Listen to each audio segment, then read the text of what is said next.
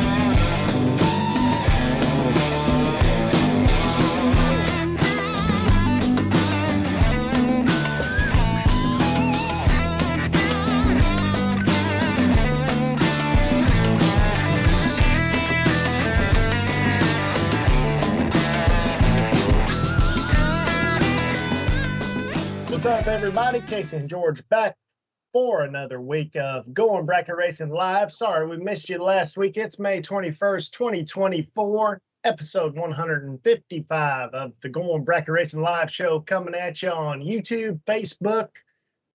Who knows where else it'll come? I guess every single podcast platform known to man, it'll come out there next week, the end of this week, something like that. You always want to join us live whenever you can. Get in on the chat so you can get your voices heard, as we say. But as always, we got to thank TSR Racing Products, BRG 3D printed parts, Syntex printing, driven racing oil. Use code GBR10, get yourself 10% off your order. Proform Parts, visit proformparts.com for your carburetors, alternators, starters, radiator fans, tools, every single thing you can think of. Proform Parts has it. Visit proformparts.com to get all that stuff. And of course, Dylan Champion likes me to say, and much, much more. But Crew Chief Pro software, it's summertime. Everybody's got their car running all kinds of whack.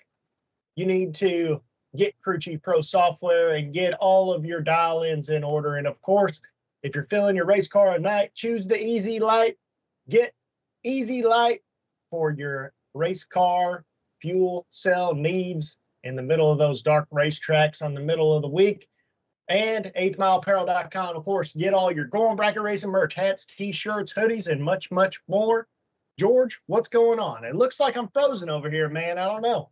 Well, you were frozen. I'm trying to solve that problem right now and making sure we're still up and running. You know how it goes around here sometimes, man, where I got more technical issues than I can actually deal with for a day. But I think I've got everything running good here, Casey, man. Not much going on here, dude.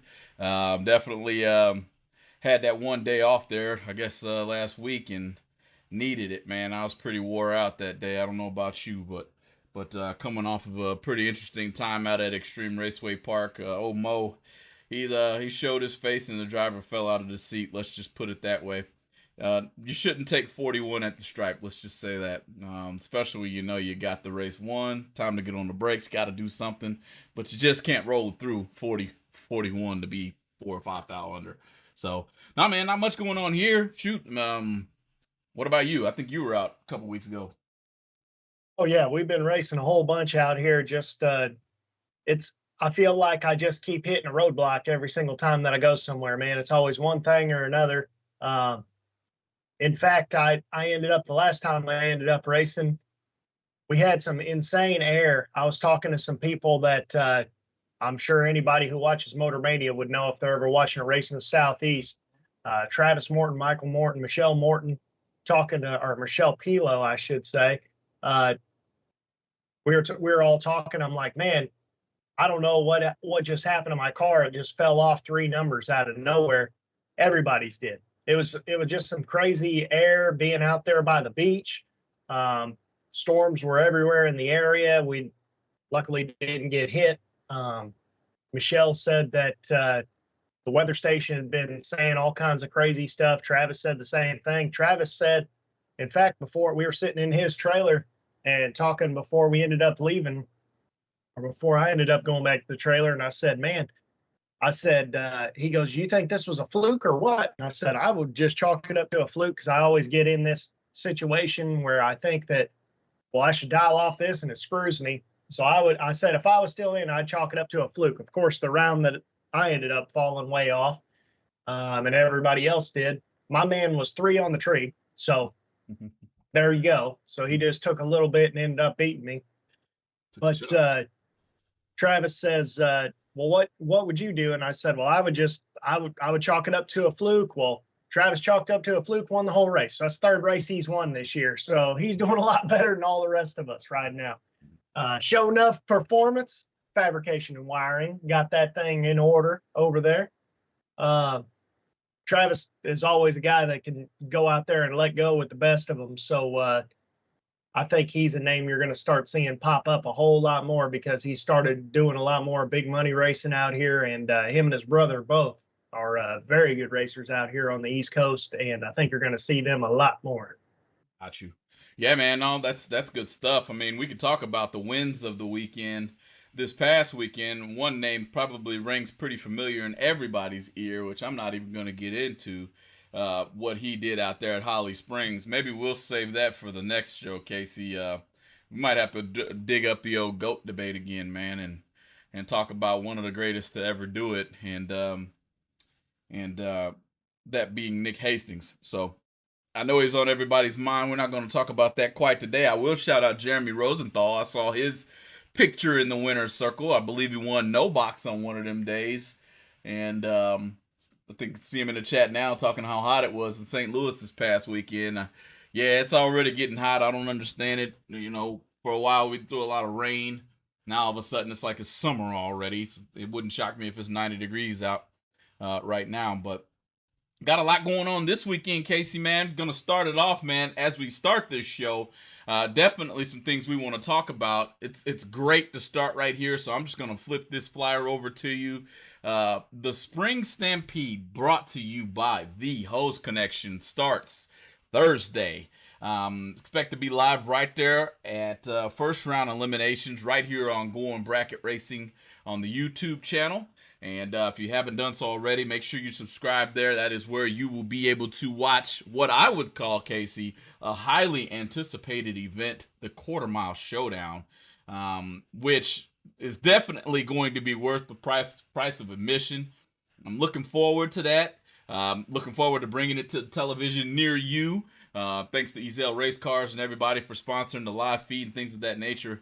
But guys, it's going to be a heck of a race. If you're in the area, me and Casey have already highlighted a few times the type of race that Flicker Promotions is putting on this year, the 3 races that they have.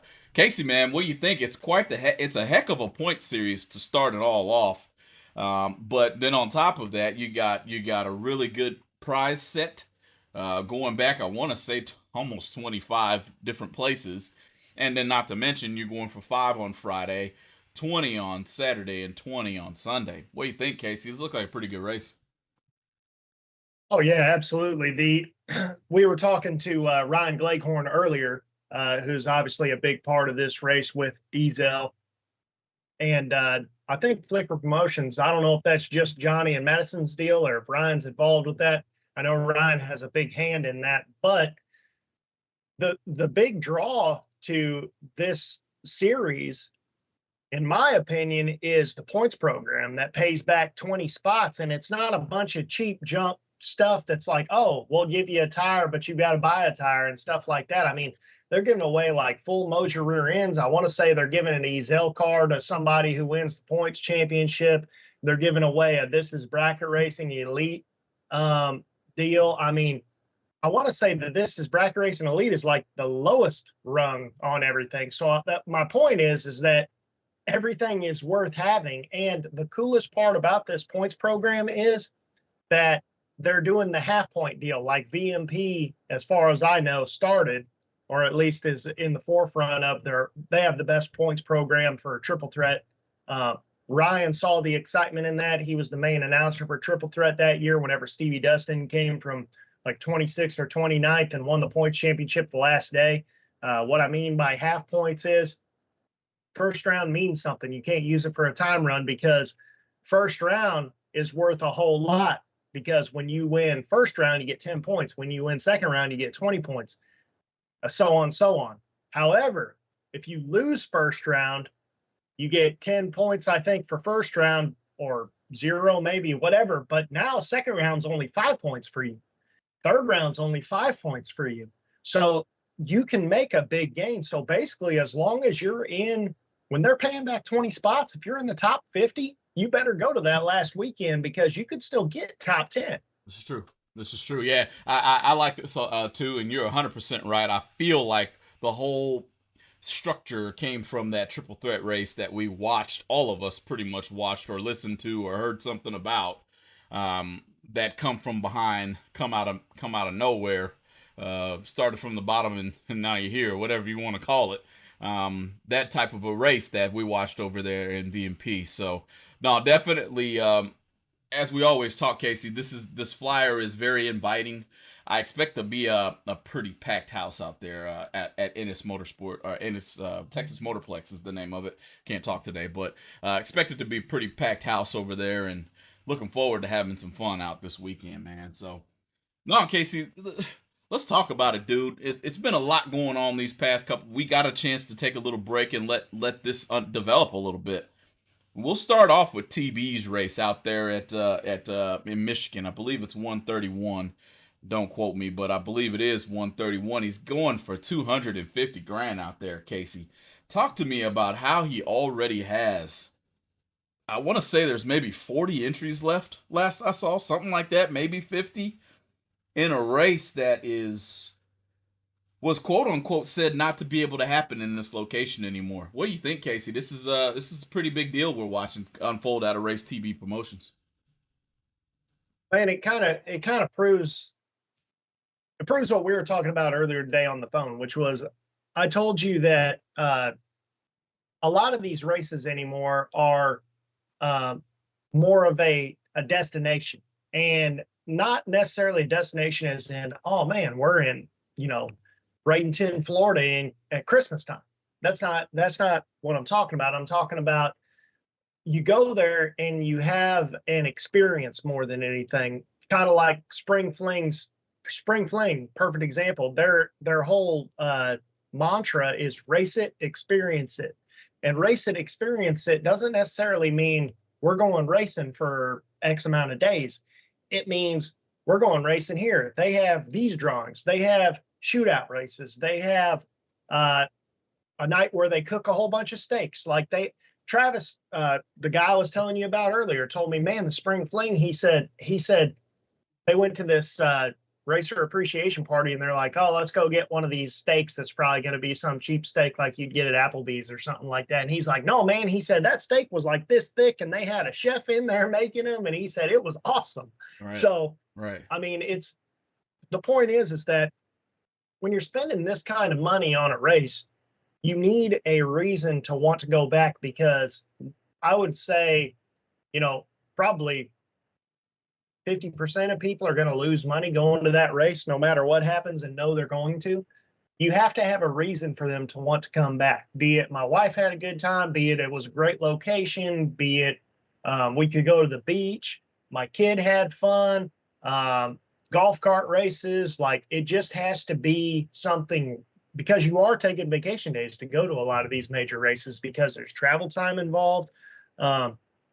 Whenever you end up going to a race, for example, in Michigan, it'd take me at least 24 hours to get there, so just to get there. And then I gotta justify doing that there and back. So bare minimum, you're taking off 7 days to go to this race if you're not a local. Right. So right. What are you going to do to keep these people wanting to come back next year? Yeah, and seemingly, I think I understand it. I understand why the hype out of TB. I do. Number one, I've raced TB a few times there, and he always puts on a heck of a show, number one. Number two, and I think I may have said this once before on our stream, Casey, but I like going to races where when you walk past somebody, ain't got nothing but a big smile on their face. When you walk past somebody and your hand doesn't have a cold beer in it, they're going to try to put a cold beer in it. You know what I mean? There's just, an aura of happiness. Even if you lost first or second round, lost all your colors and then bought back, before it's all said and done, the night's still gonna wind up fun. That's one thing that I feel like TB Promotions has going for them. I would comment on others, but it's just that I know for a fact TB Promotions had this feel just based on being there. That's part of it, Casey, and all the give backs and the free races and the free food and maybe a margarita machine or two that's here and there through the pits, whatever the case may be. All that's just added benefit to smiles on faces, man. So you're 100% right that you definitely have to make it to where somebody had fun. If it wasn't you, it was your teammate. If it wasn't your teammate, it was the whole crew, both of your crews or whatever. We're just outside barbecuing or enjoying the atmosphere of a very well ran race. And so, there's questions that'll surface. This place was said not to be a destination, and we're actually watching it get proven wrong here, in my opinion, Casey. And your thoughts on that, because we've spoke about this before, about how races worked and then they didn't work all of a sudden. Now you watch a TB go in there and seemingly pretty quickly there, in my opinion. I don't think the entries have been open a little bit over a week and a half, maybe a little longer than that, but only to have 40 entries left, that's pretty big at a pretty nice looking entry fee, but a nice looking race at the same time. What are your thoughts on the area and kind of the reinvigoration of heading back up there? I mean, it's obviously they have something to offer. For example, the Spring Fling in Bristol, the $500,000 race, sold out in 5 minutes. 5 minutes. I mean, that's how bad people want to go to certain races. It obviously has nothing to do really with. I don't really know how to say it, because I mean, it's hard to say that about Bristol, because Bristol is a destination type race. Bristol is a place you would want to go on vacation at. It's not the cheapest entry fee. It's single entry. I don't know, man. It's something about the Spring Fling. I mean, it's something about what you're going to go do. I would say that if there was no OG Million, I think the Spring Fling probably is the next one in line to say that's what I want to win, is a fling race. Just because of how long it's been going on. I mean, the Spring Fling's been around a long time, man. I want to say when Peter was on this show, he said that they started maybe in 2012 or 14, something like that. So it's been a long time standing event. There's 4 of them this year now. Mm-hmm. They're paying $500,000 to win this race. So I believe that will be, unless an insane amount of people go to the OG Million, which a lot came last year. Right. I want to say that's going to be the highest paying race probably this year, $500,000. So that could be a reason. Single entry could be a reason. Everybody feels like they're on the same playing field now. Money isn't going to buy you any more than someone else could buy for the most part, because, everybody has the same opportunity to buy something. But whenever it's double entry, now obviously you're doubling everything else. And there's not just that one race. There's a lot of races. There aren't a lot of Donnie Hagars in the world that are going to show up just for the OG Million and win the OG Million. Right. Man, that might not ever happen again, if you want me to be honest. Probably not. You know what I mean? So, but no, Casey, I was a bit shocked to see. Actually, I should take it back, because it's not the first time the Spring Fling boys have ever done that before. I believe, like, have you ever seen an iPhone release where there's people with tents outside of Verizon and AT&T and all this other stuff? Well, Spring Fling those boys are doing that virtually. I believe there are people probably 20 or 30 minutes before time hitting the refresh button, that eager to make sure that they've had their banking information input, or the computer saved it so they can click twice and they've bought it. It's just that type of an event.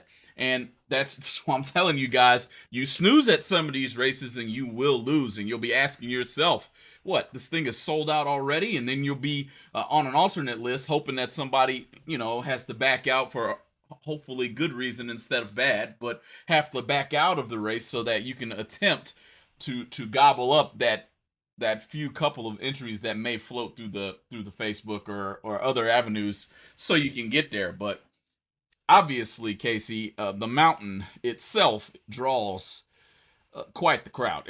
I've never been, and it's on my bucket list. Put it that way. I don't know how many people on this stream will be able to say that they've never been to Bristol, but I'm pretty sure all of you would say it's a bucket list destination track. So if you host a race there, I feel like this is going to happen at all times. It's very shocking to see it happen, however, in a single entry format. I will say that. I know he had a whole lot of people on the mountain last year, enough to where he couldn't even give buybacks and things of that nature. But I didn't expect it for a single shot. You know what I mean? Yeah, I can't remember. I thought one of the races in Bristol turned out to be, I don't know if it was no buybacks. It might be, now that you say that, it was no buybacks, and I think you were allowed to double or something like that. But this is it's a consistent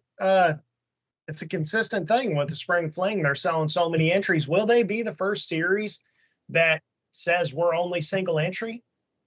I believe so. I honestly, it may be every single event too. And unfortunate for the people who travel so far to go out to Vegas. You guys are going to have fun anyway. But eventually that race is going to become so popular that it's going to be a single entry race too. I'm not for sure of how many were there this year, but I feel like there were a whole lot out there too. I was fixing to say 547. A whole lot of racers out there too, as you know, and that's a long haul, man. Now, you know it like I know it. That was a double entry race at Galot earlier this year, so that was 547 including doubles.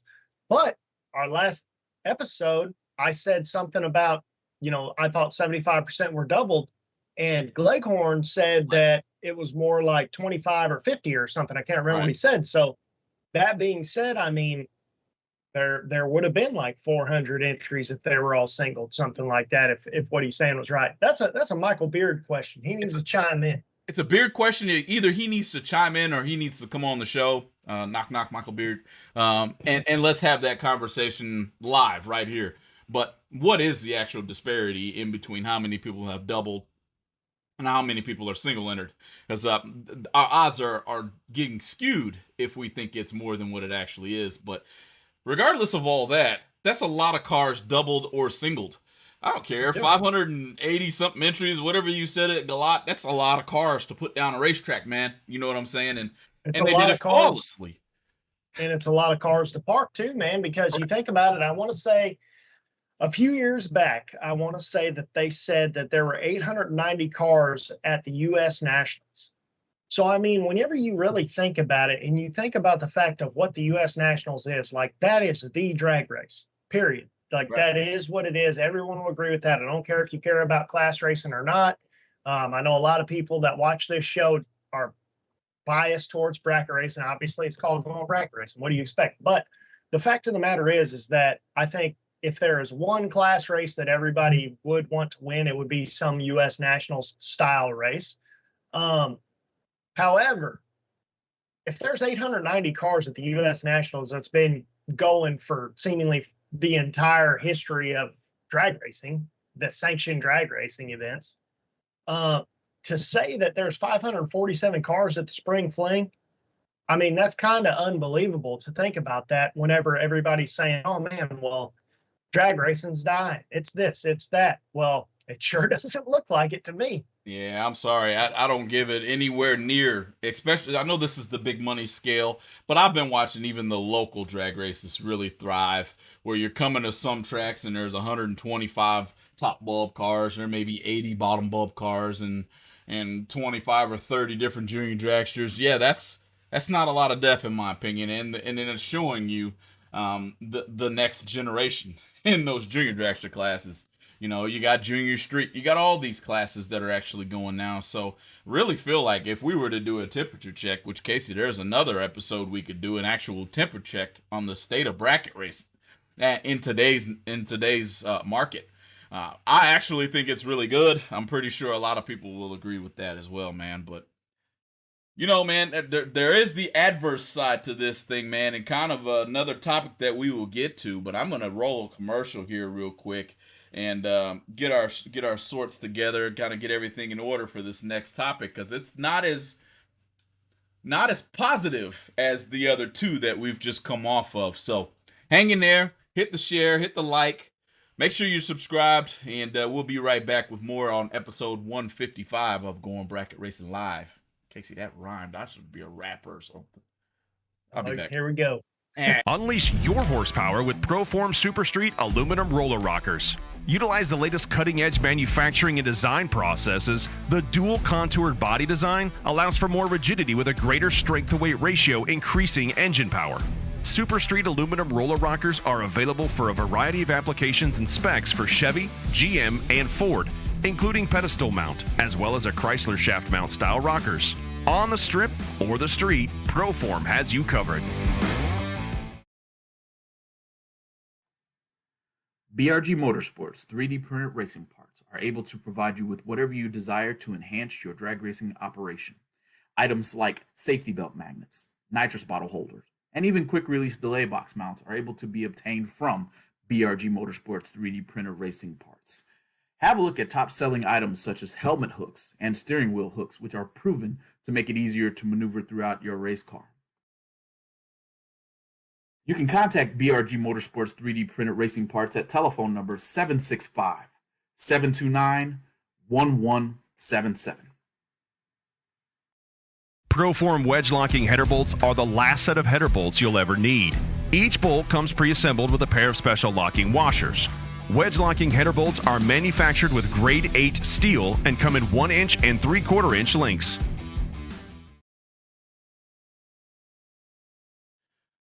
All right. Welcome back, Going Bracket Racing Live. Thank you for joining us on Tuesdays. Every Tuesday, this would be 155 Tuesdays that you guys have joined us. Thanks for all the support out there in GBR community. Looking forward to seeing everybody at the racetrack out there at the Spring Stampede. It's going to be a great one. Back to the GBR, however, can't be done without TSR Racing Products, ProForm Parts, Crew Chief Pro software, Driven Racing Oil, BRG Motorsports 3D printed parts, the EZ Light. Make sure you get one of those things. It definitely comes in handy, I'm going to tell you. Stop spilling that precious gold out that fuel out that race car, okay? Syntex Printing, Team 14 Motorsports, 8th Mile Apparel, Ken Jones Performance. Those guys over at Your Ad Here. If you want to get your information out to a pretty large bracket racing community, definitely those who are definitely in it to win it on the bracket racing side of things, should I say. Head over to goingbracketracing@gmail.com and send an email to George and Casey. Those two guys, they're pretty good guys, I must say so myself. Been at this for a while, been having a lot of fun with it, and they give excellent customer service. You definitely won't be upset. Casey, we keep moving here with, as I said before, a topic that might not be as positive as the last, and it might not have sold out in 3 minutes or 5 minutes or 40 entries left with over a month to go in the doggone timing before the race happens. Let's talk about what I would call the elephant in the room, the remaining Hot Rod Classics and IHRA's plug that they have pulled on said races. Casey, we've been back and forth. We had IHRA royalty on this show to discuss the Hot Rod Classics and things of that nature. So let's try to digest this one, guys, in an open forum, open discussion style at that, so we can figure out exactly what happened here. And then number two, maybe throw out an idea or two to make it come back bigger and better when they try again. Hopefully they try again, you know what I mean? But if you didn't know, the last 3 Hot Rod Classic events have been removed from the schedule of 2024, citing low entry. Casey, man, you got first hit. Where you want to start off? Man, it was one of those deals where I was excited about it, to be honest with you. I thought it was odd that they were going to have a race here, a race there. I thought it was going to be more of a divisional type series, and then everything was released, and it turns out there was a race by you. Well, that's cool. There's one by George. That's fine. And then there was a race kind of by me. about 3 hours south of me in Darlington. Okay, that's fine. No big deal. It's an easy drive down there. But then I want to say the other one was somewhere way up north, and like it's kind of all over the place. So when you start looking at it and you're like, well, I got to have an IHRA membership for this. Maybe you do, maybe you didn't. I'm not 100% certain on that, so don't quote me on that. However, it's presumed by everybody that you would. There was a great post by Brandon Taylor on the original post or on the Drag Illustrated post, one or the other, where he said, man, you know, I look at this and I really wanted to take part in this race, but then I got to get my chassis recertified. Then I got to get an IHRA license. Then I have to get belts. I have to have all of these upgrades, presumably, to run this race. And then my $150, $5,000 to win 64 car shootout is just turned into, say minimum $500.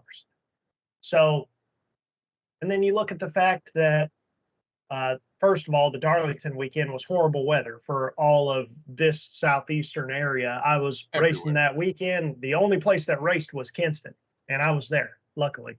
But the same weekend was Triple Threat, which is at VMP, which is like one of the main staples for people who race out here.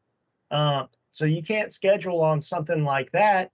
And then at the same time, I want to say I don't know if there was a Gibbs race, but I'm pretty sure there was a Mad Dog race. So there's Top Sportsman cars at potentially two events there. And then, of course, that same weekend, we had bracket racing at Kinston. I want to say they were bracket racing at Farmington. If Mad Dog was there, they were bracket racing at Farmington also. I know Reggie Lynch, he went down there and he said, man, I couldn't believe it. In fact, he was actually at Kinston that night, hanging out with Ricky Edwards. So he came up there and I saw him in the staging lanes. I said, man, I'm surprised you're not at Darlington. He goes, man, he said, I was down there and it rained out. And he said, man, there just wasn't much down there. It was crazy. Reggie's a big time super street guy. So got a Nova very similar to mine. He always seems like his is in front at the finish line, it seems like too. So I don't know what's up with that, but out of the way, that's what. Yeah. But anyway, yeah, man, it's I mean, like I said, it was odd that there was low participation, but again, the Darlington side I can speak to just because of the fact that it was so rainy. There was a great post that has nothing to do with this, but the person that it came from was somebody who obviously would know about contingency. Right. And I said, whenever we had them on here, I said, man, if you can get the contingency program together, that's what's going to sell this rod racing type stuff. That's what's going to sell the class racing, the IHRA racing.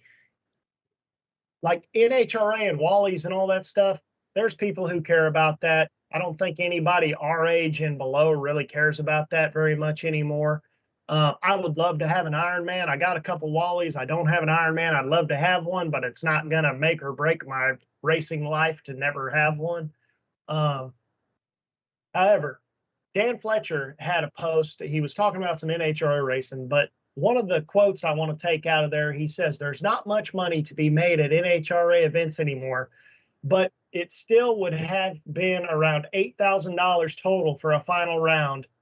If things went super right, the last two events, I could have drummed up almost $25,000. That's because of contingency. That's not because NHRA pays that money. Right. That's because then you got to wait on it, but the money presumably comes. Right. But all those stickers on those cars mean something. And if you can get a contingency program together, that's really where the worth comes from, is the contingency money. Because what's it cost to enter a best case scenario, a $20,000 bracket race? $200, absolute minimum, probably more around $300, you know? Best case scenario, $200. Yep. Yeah. So, I mean, so Fletcher right here, this would be two events. So I want to say their entry fee is like $150 or something. So for $300, he could have ended up winning $25,000. And guess what? That's not splittable money.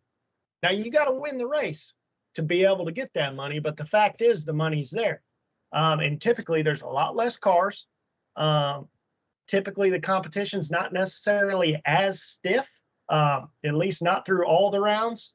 There's not everybody at those races that can win. I think your everyday bracket race, I think anybody at any given point, for the most part, 95% of those guys are capable of winning the race at any big money bracket race. I don't know if that's typically the case otherwise. However, that's just something he said. And I guess moreover, the whole point of that talk was just to say there is money to be made. It's just in the contingency side of things. Sure. So that's one thing that could have caused this, or could potentially help when we go back into looking at bringing the Rod Classics back again. Because I feel like this is more of a pause or a bump in the road. At least I hope that's what it is. I see a couple of comments out here, Casey, and let's just go here right off the rip. We just got done talking about big money bracket racing and people selling out races in 5 minutes that cost $2,000 to enter. Okay, we just got done talking about that, right? Okay, so I don't feel like in the same breath that just because the Rod Classics didn't make it, that all of a sudden we're inside of a poor economy.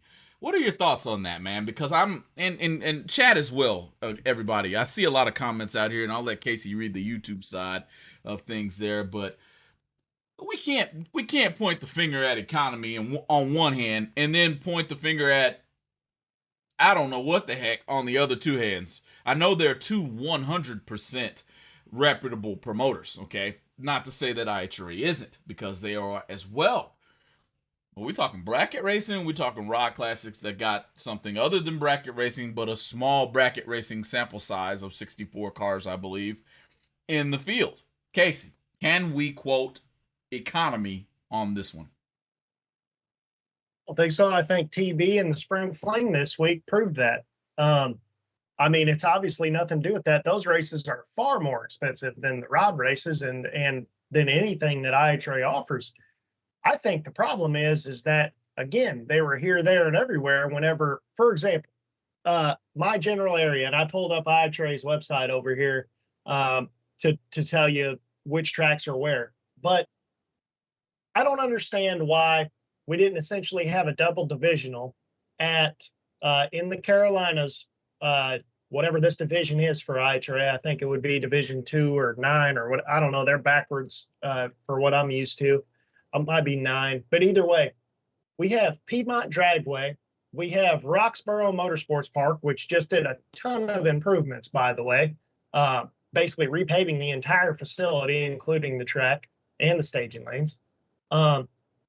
We have in South Carolina, obviously Darlington.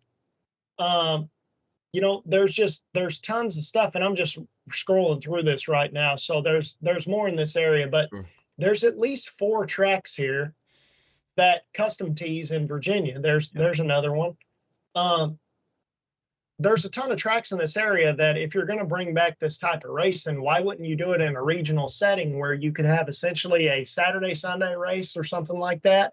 So you race 2 times at each track. That would be 4 races, which would be 8 events. You could have a points program with that. You could have a championship with that, which would then make it worth it for you to get your car certified, to get your license and things like that, and make everything legit, because now you know that you're not just going to go to one race. You're going to go to 6 or 8, you know, claim your best 5 out of 8 or whatever. So that gives you room for rainouts. That gives you room for being like, okay, I went to the first 3 weekends. I don't got to go to the last one. I feel like I did pretty good. You know, I just think that if you're going to bring it back, don't put one thing over here and then one thing 1,000 miles away over here. The area that I just talked about is probably within a 3 to 4 hour radius of the furthest spot away. Maybe 6 if you're living in Darlington and have to go to custom tees. I see what you're saying. You're basically saying grab a map of whatever tracks are in the area, a region, and put instead of scheduling, just say there were only 2 and there's 3 that got canceled. So instead of scheduling 5, go to a region and schedule 5 in each region. You'll have to tell me about this because I know Texas is a big place, but in Texas, we got Amarillo, we got Paris, we got Odessa, we got Ferris. I mean, I feel like you could do something there. I don't know what we got in Oklahoma there. I know that's kind of, I know you don't like to Sure. hear this, you Texans, but Oklahoma's kind of Texas. I know Uh, y'all don't like them, but what? Don't say that out loud, Casey, man. We got Texas fans on this show. No, I'm just kidding. My Oklahoma buddy, a couple of them. Anyway, Kevin Grider's on here, and he's saying that he thinks people are being very selective which races they attend. That is exactly what hurt not only the Darlington race, but the Texas race as well. Because I feel like I was down at CP's bottom bulb extravaganza. And there was rain in the forecast, but he still had a decent showing out there. So, well, heck, there's your bottom bulbers right there. What's really going on with that? You know, and out there with you got VMP. You got all these other racetracks. VMP basically took the whole top dragster field if there was one, Casey. yeah. Yep. And then, like I said, all the top sportsman cars would have been at the other places. I don't know exactly that they were there that particular weekend, but I know it was either the week before or the week after they had both of those deals. So, and they're running a points program with that. So it's, it's one of those things where I feel like where IHRA could improve would just be focusing, and I think they were trying to focus on the rod classes more than anything, because that's the only oddity in this whole deal. However, if they would have, again, just focused on a region, the Carolina region is the perfect region because we have so many tracks in such a small general vicinity, where people would then travel here and there, and it wouldn't make so much difference as what's it paying, what's it cost, what's this, what's that. Do you want to run this type of racing because this is your only option in the area and you can do it 8 times? Now all of a sudden people are gaining interest. It's not always about money. It's more, again, TV and Spring Fling, what we were talking about earlier in the show. It's about the experience, because it's not about necessarily entry fee. It's still a high entry fee. It's not the cheapest race you can go to, but it's worth it. Right. How is it worth it? You got to make it worth it to do that. Right. To get all of this stuff and to be teched and stuff like that, you have to make it worth it. And if you have enough races, well, then it's worth it. But for one race, it's not worth renewing all that stuff to a lot of people. Right. No, man, and definitely, it's just too much to throw out there, and hope that you grab all these quote unquote class racers away from what they're already doing. Especially not without a regional points championship. I don't know if the Rod Classic was going to turn into a countrywide series at some point, or what the thought might have been behind that. But definitely, I hope, for lack of better terms, we all need to have a sit down or a big Zoom meeting. I don't care what it is, but we all need to put our heads together to figure out how we can pull it back. And I feel like what they did with bracket racing, 64 cars to enter to win $5,000, was a good start. It's just you have to feel every other field. Yes, it didn't work early on, but did we take, and this is my question to you, Casey, did we only take a small sample size before we actually pulled the plug on it? Now, I'm not the CEO or the VP or any way type of affiliation, but seemingly the 2 races that I believe there was only 2 of them so far that we actually had or went through, there was a lot of conflict around each, weather out your way and races out this way. Even races out your way were in conflict. So is this a sad story of bad timing? Yeah, well, bad weather for sure at Darlington's bad weather. I hope that the decisions weren't made based on what happened at Darlington, because I mean, it was absolutely terrible. Like, I'm talking Virginia, it was to the point where Triple Threat rained out and people came all the way from Virginia Motorsports Park to Kinston to race. They all showed up like second round or something and bought back and paid the entry fee and got in so that way they could race still. So I mean, it was terrible weather from Virginia all the way to South Carolina. Reggie Litch, guy I was just talking about, says, as far as rod classes go, there's no buybacks and round money starts third round. Darlington has drawn big in the past for IHRA. This was a test in different markets and how racers asked for it, and they didn't show up. And again, I would agree with that. I mean, Reggie's one of these guys, so he definitely would know because he knows these people because he races it.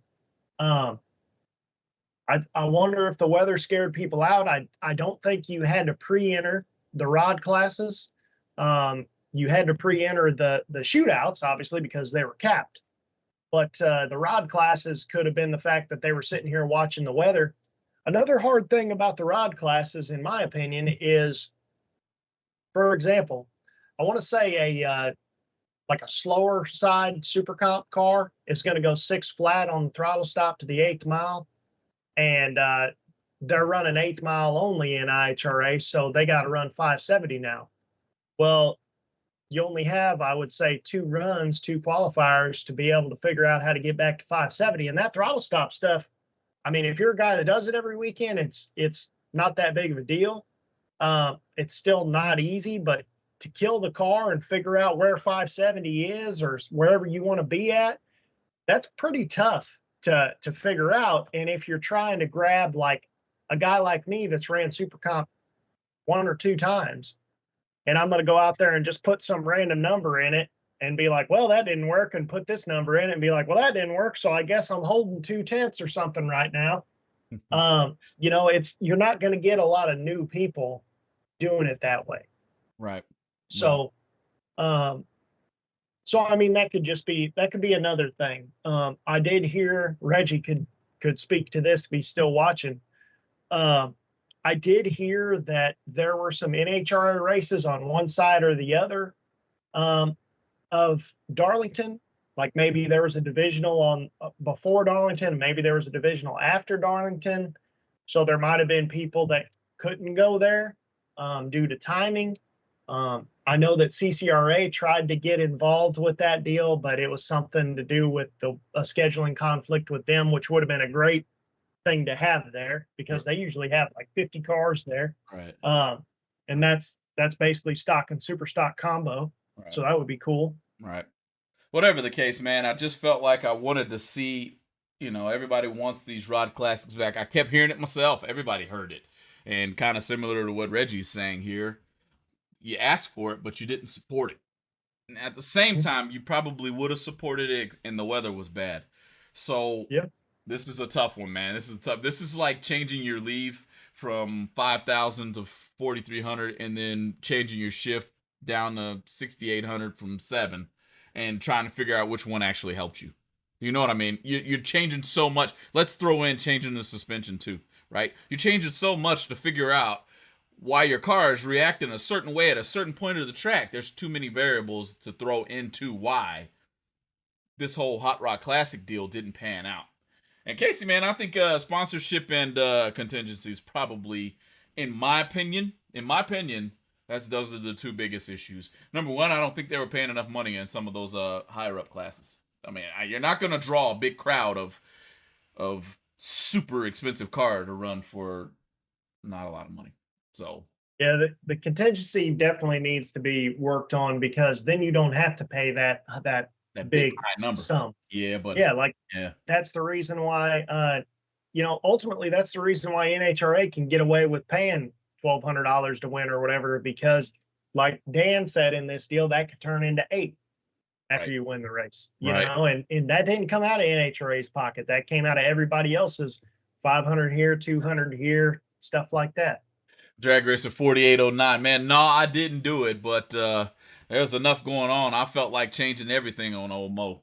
I only changed one thing, and I feel like I learned quite a bit on dropping that leave point or that shift point. So that's all I changed on my car.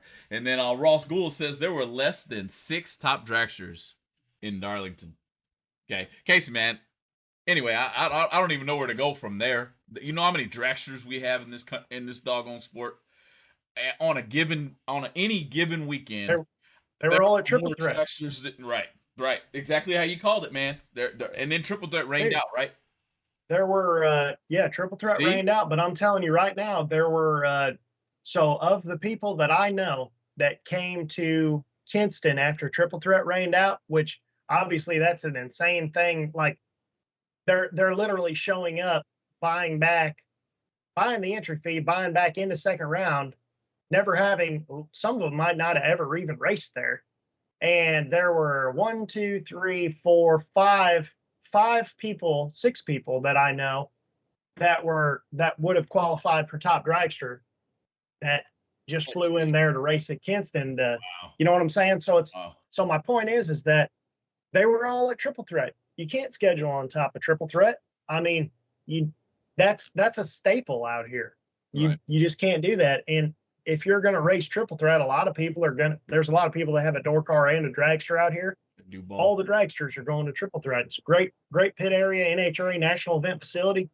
You know, you just gotta look at it, and they're looking at it in the scenario of, you know, if it's $200 to enter here, or you can pay $475 to run 10, 25, 10, why wouldn't you do that? That's a true statement, man. Again, back to Kevin Greider's comment, we're being picky with where we're going to race. I told you earlier on the phone, back in my old deer hunting days, man, and you guys out there in the Carolinas are good, or have this going good for you, but I used to be able to just lick the finger and stick my hand up. There's about 70 deer stands out there where I hunt. So if the wind wasn't blowing the way I wanted it to, I'm going somewhere else. So it seems like Darlington didn't have good wind that day. And everybody went somewhere else. Or we already know where we want to hunt. You know, we're going down here to VMP. So, Casey, man, it's an interesting conversation. I was kind of shocked to see it happen. Was really wanting to see kind of the sample or the test happen just about everywhere so that there's more data to run with whenever you try to build back better or increase what you've already gained. But the stopping point seems to be out on the Rod Classics for now. For now, don't be shocked if we see IHRA figure out a way to pull it all back, man. What you got in closing, Casey? We coming up on that hour. Talk about Eric White's comment here. The cutoff. Yeah, I saw that. Would like the top dragster cutoff move to 549 or all run, 499, cut out some slower small block or LS dragsters. That's interesting. And it's hard to say because the issue comes into whenever you're talking about like true top dragster and top sportsman, like the elite level where I would say PDRA is, obviously NHRA, things like that. When you're talking about allowing like the 549 level, I would say is way too slow for dragsters. Maybe that could be a door car side. We'll just talk about it hypothetically, that would be a top sportsman cutoff. When you're running cars like PDRA, where I want to say at Galat, 399 didn't get into the top 16 for the elite field. And you're talking about a car going 180 mile an hour running down a car that's going 125, 130 mile an hour. I mean, that's not exactly safe, you know, like it's getting to the point, and I know we do that every weekend and things like that, but it's not the same as a dragster going 430 running down, like say my Nova that'll go like, you know, 650s or something. That's not the same thing because those cars aren't like cars that typically will get out of control. But there's a lot of these top sportsman cars that are basically pro mods with one less nitrous kit. And when things go bad, they go bad real quick. And you're going so fast, it might not even be that you can't handle it. It might just happen so fast. And it's the same thing with dragsters, because a lot of these dragsters go 370s, 380s. I mean, you're talking 190 mile an hour. There was one at Galat. Galat has 2,300 feet of shutdown or something. And that Lucas Oil car ended up in the sand trap at the PDRA race. So it's hard, man, because on one hand, if you don't have enough cars, you got to do something to get more cars. But on the other hand, you got to think about what really are we doing. So it's an interesting conversation to have. And then, of course, there's other variables where that 380 car is fighting track prep a lot more than your 540 car. Yeah. So Interesting, man. I don't know what to say, Eric. Man, that's an interesting thought process. I feel like the only place for it is just basically enter in Super Pro, honestly. Because Yeah. that's basically where it's happening already at those speeds in the first place. But yeah, man, was a shocker, Casey. That's all I know, man. I was looking for better results from the Rod Classics. Would have loved to see every single bracket race be well attended towards the 64 car, or the pro be whatever the cutoff was for pro. I think it was 64 too. I would have loved to seen bracket racing really show up there, but again, nobody's gonna show up to sit in the rain. I mean, Yeah. that's worse than And watching paint dry, bro. I You know what I mean? personally think that's what it's attributed to more than anything for Darlington. Yeah, man. Yeah. So anyway, let's see what happens, dude. And maybe we see Hot Rod Classics come back with a little bit of a bang. Who knows? Who knows what could happen there? I see They see did room say for it though. I see room. they said they're looking for suggestions. So don't everybody think that IHRA is done just because of that, because I mean, dude, Larry Jeffers owns a lot of companies, man. That's right. I don't think he's terribly worried about making money in IHRA. If he was, then I don't see him being a successful businessman, because this drag racing is not something that you get in to make a lot of money. So, and a lot of you might not know this if you didn't watch the show that Larry Jeffers was on. They were on a couple of them, so go watch that show. But Larry owns several companies, and one of them I think is an oil company, and he doesn't make all his money just from the racing industry like everybody thinks. So IHRA is not going to die like everybody thinks it is. Larry's a very smart guy, and Larry will get things under control. You just need to be honest and tell him exactly what you want. Your camera froze up, so I threw it up there on the screen, man. And you kind of doing one of these numbers. Look. Oh, figures. Anyway, guys, we're at the end of the show, having a few technical difficulties. That's probably internet connection, but no big deal. Thanks, everybody, for tuning in over here on Going Bracket Racing Live, episode 155. You see me out at the track, come talk to me. I'll be up on that scaffold out towards the 8th mile somewhere, and I think the weather report says it's going to be pretty hot. So be sure and just holler at me, and until then, we will see you guys on the next Tuesday.